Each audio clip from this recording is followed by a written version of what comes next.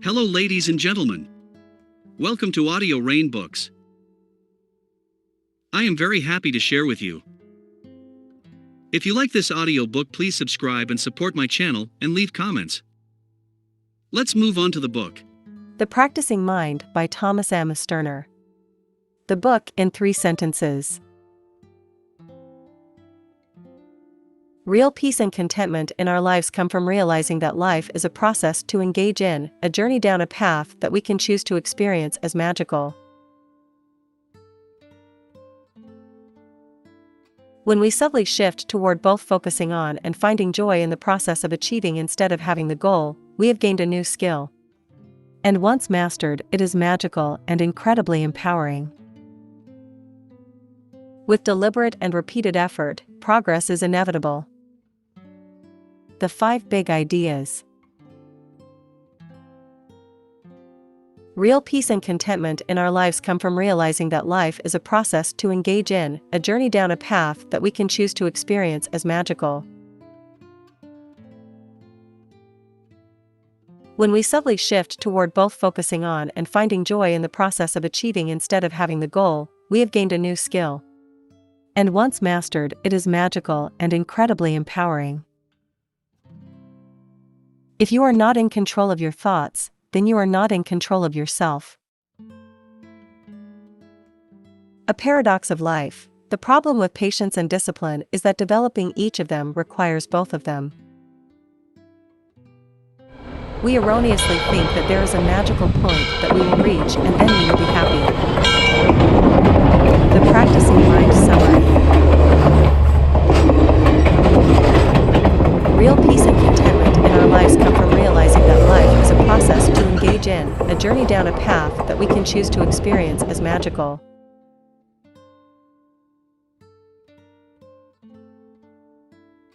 When we learn to focus on and embrace the process of experiencing life, whether we're working toward a personal aspiration or working through a difficult time, we begin to free ourselves from the stress and anxiety that are born out of our attachment to our goals, our sense that I can't feel happiness until I reach my goal. This goal always takes the form of someplace we have not yet reached, something we don't yet have, but will at some point, and then, we believe, all will be right in our life. When we subtly shift toward both focusing on and finding joy in the process of achieving instead of having the goal, we have gained a new skill. And once mastered, it is magical and incredibly empowering.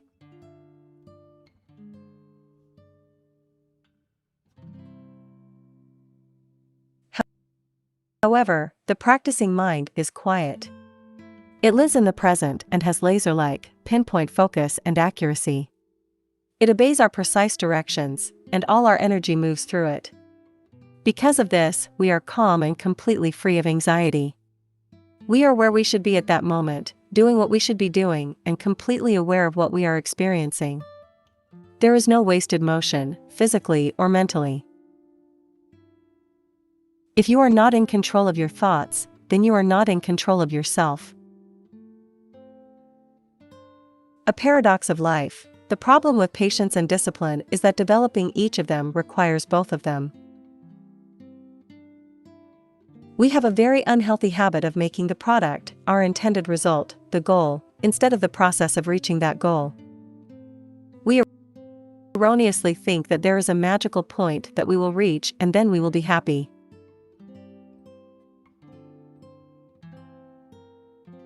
The word practice implies the presence of awareness and will. The word learning does not.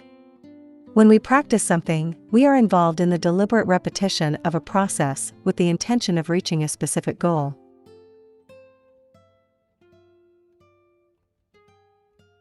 When you focus on the process, the desired product takes care of itself with fluid ease. When you focus on the product, you immediately begin to fight yourself and experience boredom, restlessness, frustration, and impatience with the process.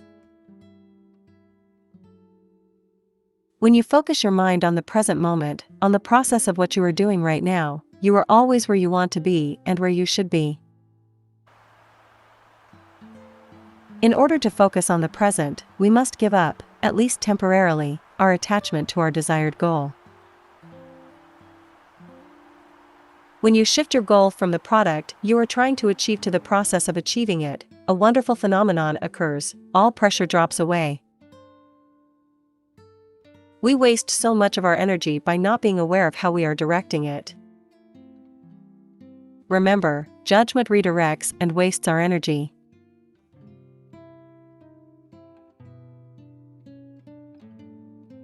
In summary, creating the practicing mind comes down to a few simple rules. Keep yourself process-oriented. Stay in the present. Make the process the goal and use the overall goal as a rudder to steer your efforts. Be deliberate, have an intention about what you want to accomplish, and remain aware of that intention.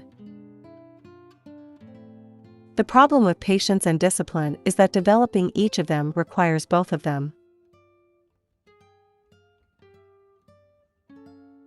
As we attempt to understand ourselves and our struggles with life's endeavors, we may find peace in the observation of a flower. Ask yourself, at what point in a flower's life, from seed to full bloom, does it reach perfection? Most of the anxiety we experience in life comes from our feeling that there is an end point of perfection in everything that we involve ourselves with. Stop yourself during the day as much as you can and ask yourself, am I practicing flower-like qualities and staying in the present with my thoughts and energies?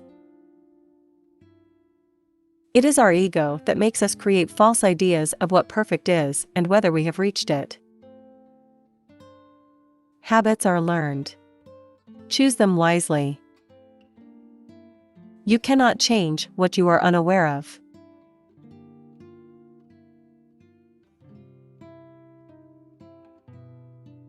What is required is that you are aware of what you want to achieve, that you know the motions you must intentionally repeat to accomplish the goal, and that you execute your actions without emotions or judgments. Just stay on course. You should do this in the comfort of knowing that intentionally repeating something over a short course of time will create a new habit or replace an old one. All the patience you will ever need is already within you. Constantly reviewing new ideas creates, in a sense, a new habit of perceiving and processing our lives, a habit that brings us the sense of clarity we long for every day.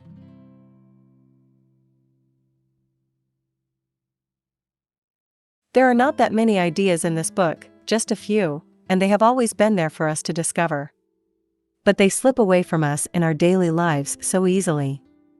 They need to be studied over and over again from different angles so that they become a natural part of us.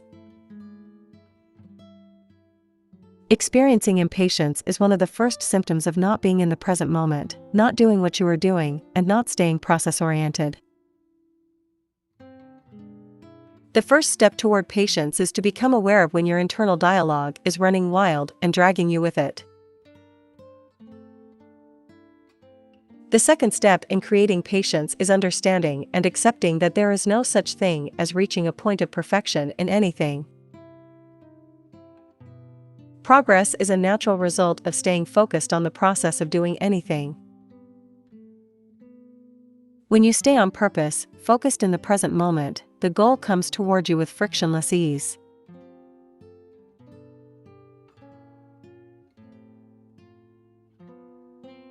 When you constantly focus on the goal you are aiming for, you push it away instead of pulling it toward you. In every moment that you look at the goal and compare your position to it, you affirm to yourself that you haven't reached it.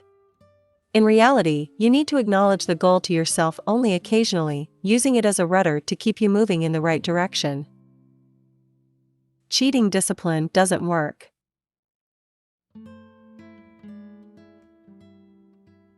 The real thrill of acquiring anything, whether it is an object or a personal goal, is your anticipation of the moment of receiving it. The real joy lies in creating and sustaining the stamina and patience needed to work for something over a period of time. When you let go of your attachment to the object you desire and make your desire the experience of staying focused on working toward that object, you fulfill that desire in every minute that you remain patient with your circumstances. Simplicity and effort will conquer the most complex of tasks. The 4 S words are simplify, small, short, and slow. Simplify. When you work at a specific project or activity, simplify it by breaking it down into its component sections. Small. Be aware of your overall goal, and remember to use it as a rudder or distant beacon that keeps you on course. Short. Now you can also bring short into the equation. I'm going to work at cleaning the garage for 45 minutes a day over the next few days until it is completely clean. Slow. Incorporating slowness into your process is a paradox. What I mean by slow is that you work at a pace that allows you to pay attention to what you are doing. Non-judgment is the pathway to a quiet mind. Equanimity is defined as even-temperedness and calmness.